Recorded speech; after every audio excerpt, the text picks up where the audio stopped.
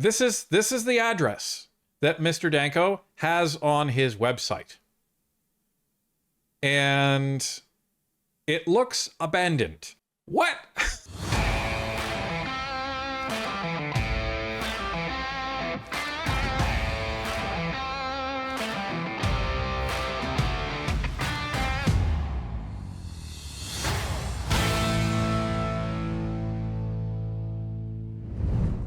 You'd think being elected as a member of parliament is something people would take pride in. And generally, that's true. But when we started looking into a local Liberal MP here in Hamilton, we accidentally fell down a bit of a rabbit hole. We weren't looking for controversy, just some clarity on what John Paul Danko stands for, and ironically, where he actually is. What are we talking about? Well, let's take a look. So this all starts here, folks. This is the website of Liberal MP JP Danko, or John Paul Danko. And as you can see, it's a standard politician's website. So we wanted to take a look and see what his stance was on Bill C9, because as the Liberals have been saying, there's nothing to see here. There's no problem. Well, here's the thing.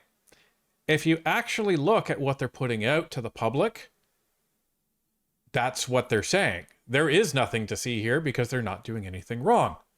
So this is an overview of the Combating Hate Act, and it talks about what they are intending to do. And in Hamilton and across Canada, we're seeing a troubling rise in hate-motivated incidents, with Jewish communities experiencing the largest share of religiously targeted hate. That's true. So, you know, they talk about why this is such a good thing, but what the problem here is when you go down to here. Religious expression, legal definitions, and charter protections. The legislation also addresses concerns related to religious expression. Canadian courts have consistently confirmed that sermons, religious teachings, and discussions of Scripture do not meet the high legal threshold required for promoting hatred. The Canadian Charter of Rights and Freedoms protects freedom of religion, freedom of expression, and the right to peaceful assembly. The Combating Hate Act maintains these protections while ensuring that intimidation, violence, and the deliberate promotion of hatred are treated as criminal acts. Okay, so then it goes into the key pillars of the Hate Act. The issue here is that in this entire page, and it's quite long, there's a very, very important thing that was left out. Now, this page was published on March 16th, okay? Not that long ago. Why is that important? Well, we all know why that's important if you've been following C9. But just to spell it out, there's something that is missing from his communication. Let's take a look at what that is. In order to do that, let's go to Bill C9 itself, because that's what Mr. Danko is talking about. This is part of the bill itself when you scroll down. So this talks about some of the things that it's going to do. Now, we need to direct your attention to here. Paragraph 319, 3B of the Act is repealed. Paragraph 319, 3.1B of the Act is repealed. This part was not in the original bill that was first proposed in the fall. What is this? Well, this is the part that John Paul Danko's post doesn't tell his constituents. This is 319, 3B, folks. Religious defense. If in good faith the person expressed or attempted to establish by an argument an opinion on a religious subject or an opinion based on a belief in a religious text.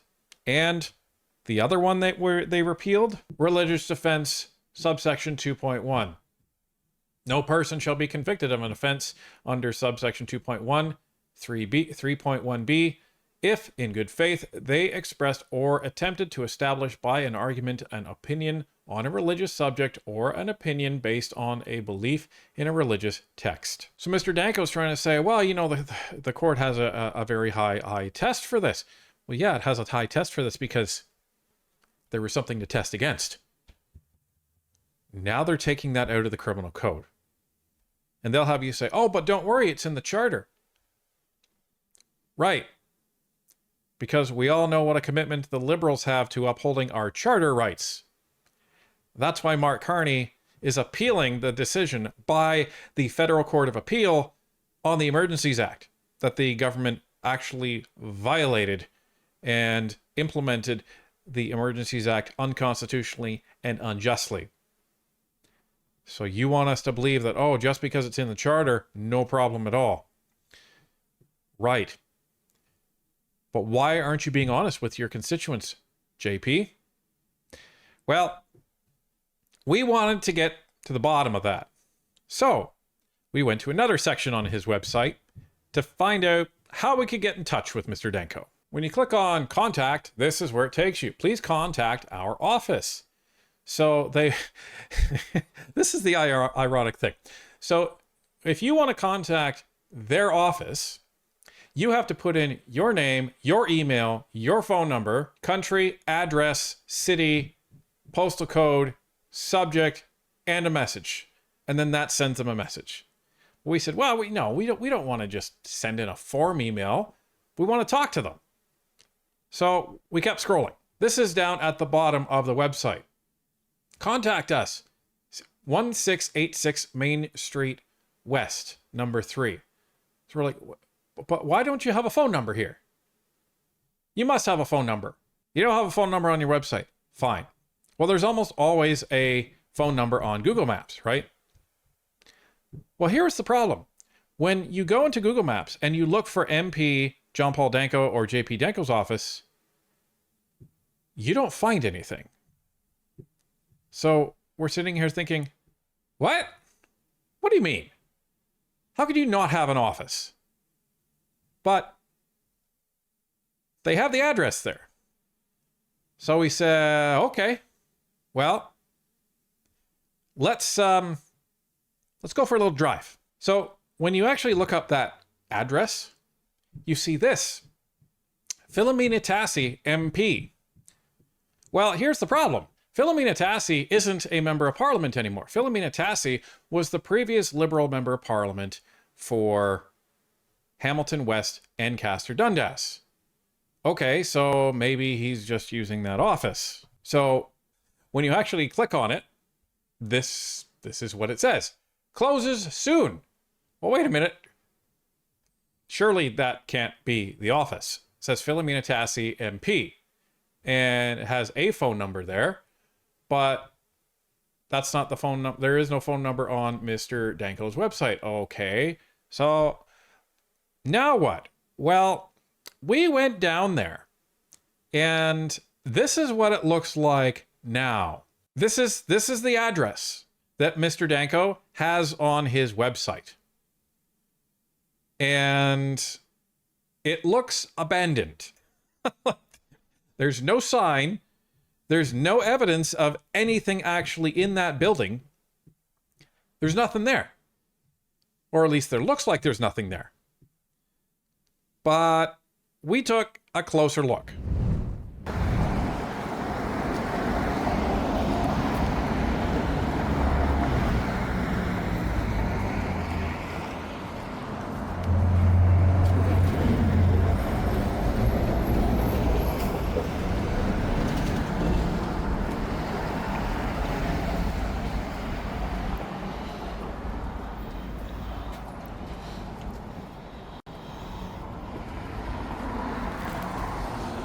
So this is what we saw.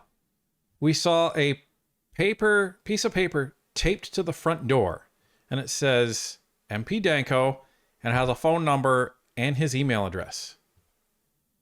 So, okay, so I guess this is the place, even though there's nothing to identify that it's a MP's office aside from that sticky little piece of paper. So you'd never know it driving by, and you'd never know it walking down the street. You'd think, okay, I guess it's not there. So I decided to call the phone number to see what would happen. Hi there. I was just wondering where your office was. Okay. Is there a sign in front? Oh, I don't live in the riding. One of my family members does, and they were they're older, and they were trying to find the office, and they were saying that they couldn't so I was just I was calling on their behalf to try and figure out where it was. Okay, bye now.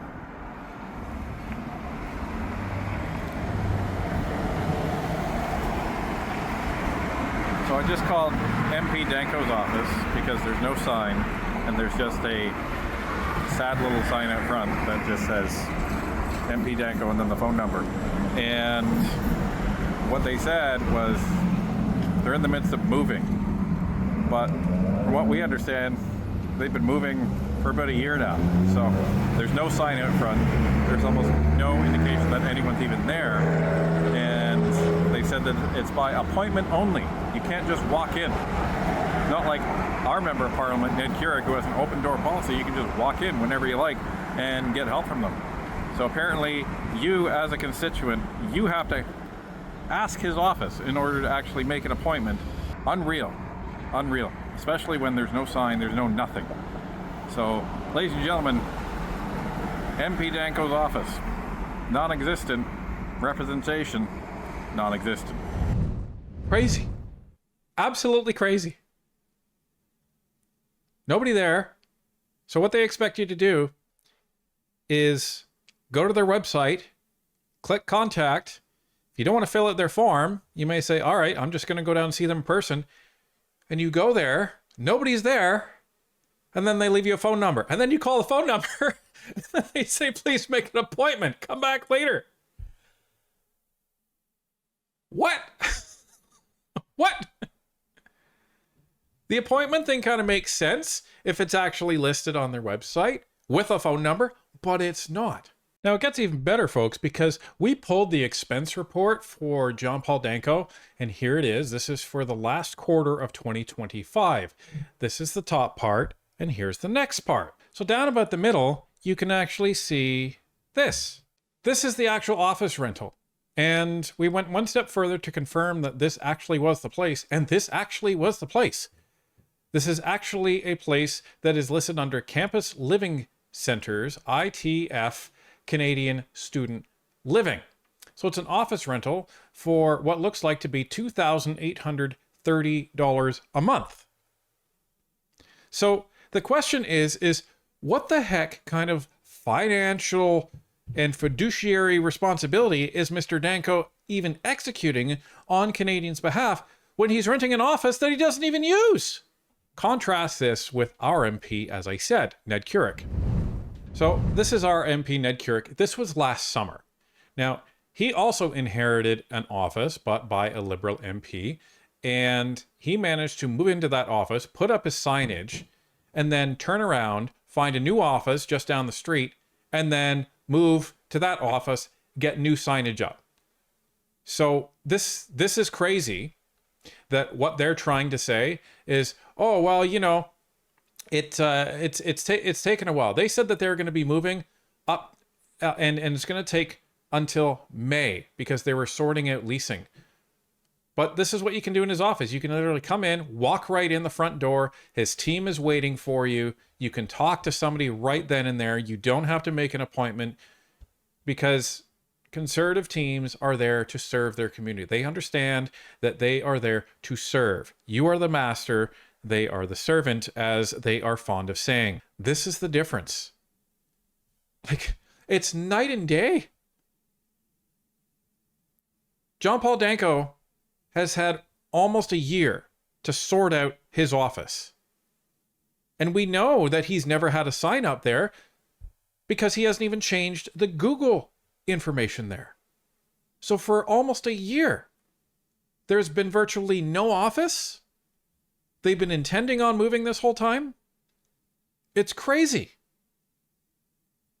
So, ladies and gentlemen, the commitment to the community from the Liberal members of Parliament. If they can't even sort out their office, how the heck are they supposed to sort out this country? Well, if the last 10 years has any, and I mean any indication whatsoever, I think we know the answer to that.